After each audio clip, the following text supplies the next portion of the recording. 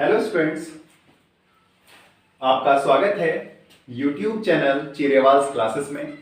मैं engineer Kamal Kumar. Subject है theory of machines, मशीनों के सिद्धांत। डिप्लोमा इंजीनियरिंग फाइनल ईयर के स्टूडेंट्स और इंजीनियरिंग बीटेक फाइनल ईयर के स्टूडेंट्स सब्जेक्ट को पढ़ते हैं। सब टॉपिक है फ्लाईव्हील, गतिपाल पहिया।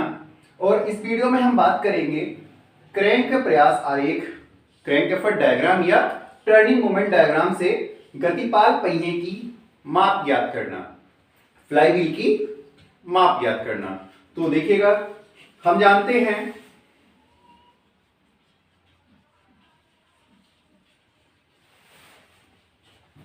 कि ऊर्जा का जो अधिकतम उतार चढ़ाव है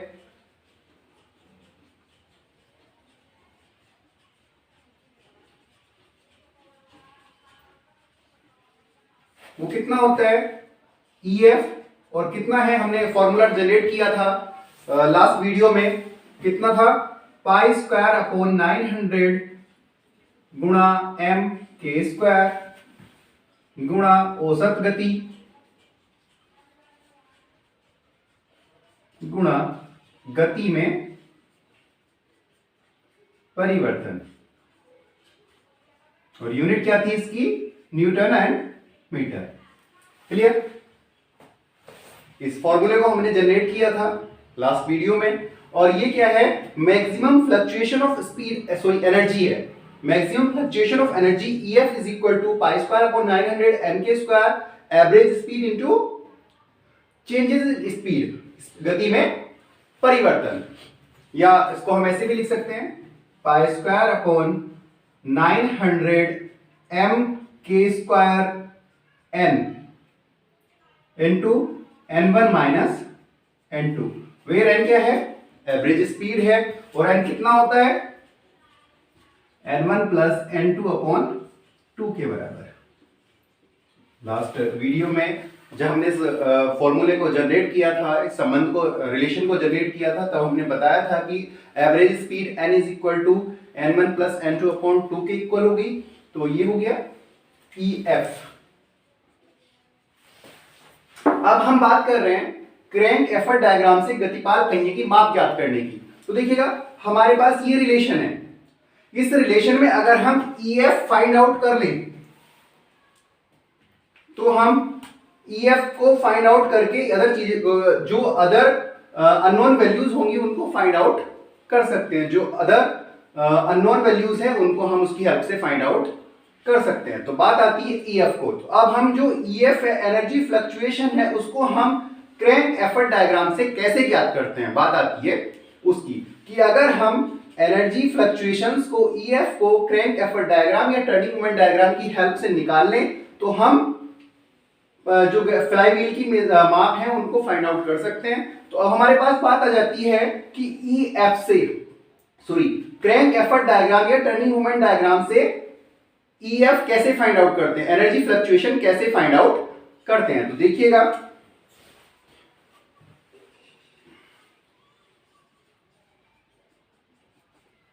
घुमाऊ घूर्ण या क्रैंक प्रयास आरेख से EF, एनर्जी फ्लक्चुएशन या अगर ऊर्जा का अधिकतम उतार चढ़ाव ज्ञात करना।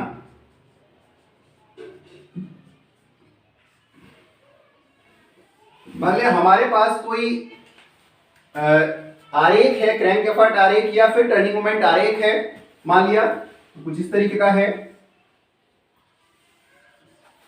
इधर थीटा, क्रैंक एंगल थीटा, और इस डायरेक्शन में टर्निंग मोमेंट T, घुमाऊ घूर्ण या फिर क्रैंक एफर्ट T। क्लियर। उसके बाद मान लिया कहीं हमारा जो T मीन था वो इस लाइन पर था, let this line represents T mean. Clear. उसके बाद जो ग्राफ दिया था, हमें दिया था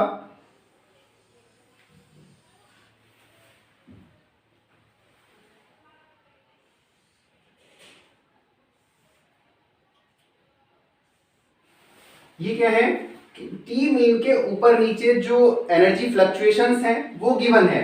मान ले ये पॉइंट हमारा बी है, ये पॉइंट सी, ये पॉइंट डी, ये point E, point F, G and last this point also B. ये क्या है, पूरी साइकिल है।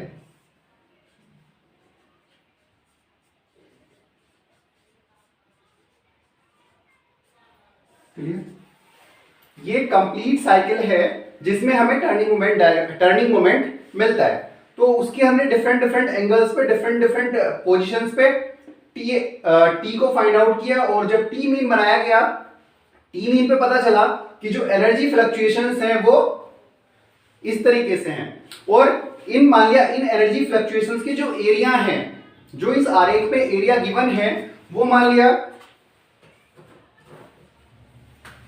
इसका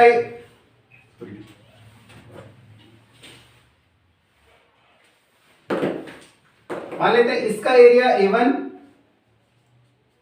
इसका एरिया A2, इसका area A3,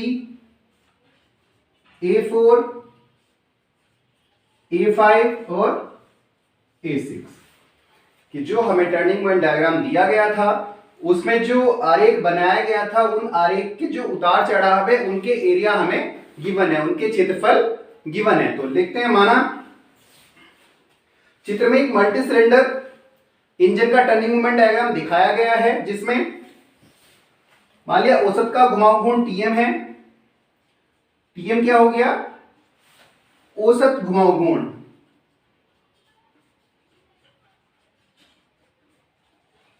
average turning moment and Tm के नीचे तथा ऊपर जो ऊर्जा का फ्लक्चुएशन हो रहा है उसके आरेख में जो मान लिया कितने कितने क्षेत्रफल से रिप्रेजेंट हैं, Tm के नीचे तथा ऊपर आरेख के क्षेत्रफल क्रम से, आरेख के क्षेत्रफल क्रम से A1, A2, A3, A4, A5 तथा A6 यूनिट क्या होगी, क्योंकि आरेख है mm² है, ये हमने मान लिया। लेट उसके बाद अब एक चीज और मान लेते हैं, माना जो इनिशियल पॉइंट है B, इस पर एनर्जी कितनी है, माना प्रारंभिक बिंदु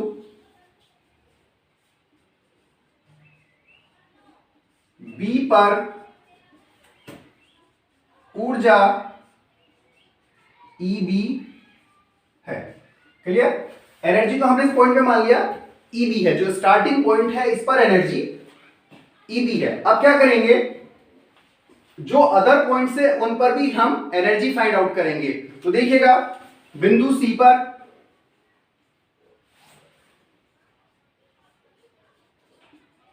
ऊर्जा हमने मान लिया इसको EC, कितनी हो जाएगी,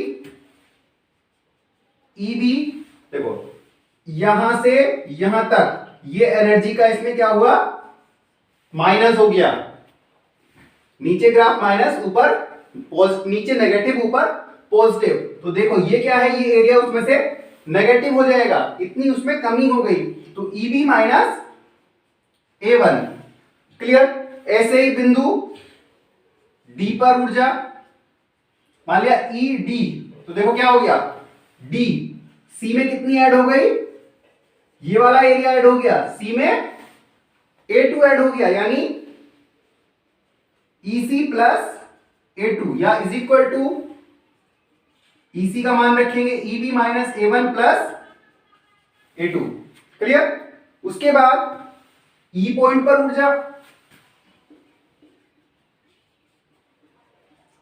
E कह रहे हैं, तो कितनी हो जाएगी, ED में से क्या कम हो गया, A3 कम हो गया, तो ED माइनस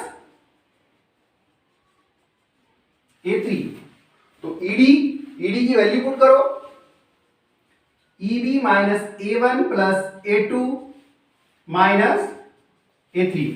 क्लियर, अब F बिंदु पर ऊर्जा, बिंदु F पर ऊर्जा मान लिया EF से रिप्रेजेंट कर रहे हैं, तो कितनी हो जाएगी, देखो EF, EE में कितनी ऐड हो जाएगी, A4 ऐड हो जाएगा, तो EE प्लस A4, या पूरा लिखो EB minus A1 plus A2 minus A3 plus A4। Clear. उसके बाद बिंदु G पर ऊर्जा, तो बिंदु G पर देखिएगा EF में से ये कम हो जाएगा, EF में से A5 कम हो जाएगा, तो बिंदु G पर ऊर्जा EG, EF माइनस कौन सा एरिया, A5। क्लियर। आगे हो जाएगा EV minus A1 plus A2 minus A3 plus A4 minus A5। Clear. उसके बाद बिंदु B, EB कितनी हो जाएगी, EG माइनस ये वाला एरिया कितना, A6, ये हो जाएगी EV minus A1 plus A2 minus A3 plus A4 minus A5 plus A6, और ये आएगी EB के बराबर, क्योंकि EB फिर से प्रारंभिक स्थिति हो जाएगी। यहां से यहां तक एक साइकिल पूरी हो गई, ये फिर से प्रारंभिक पॉइंट आ जाएगा, फिर यहां से आगे दूसरी साइकिल स्टार्ट हो जाएगी। क्लियर।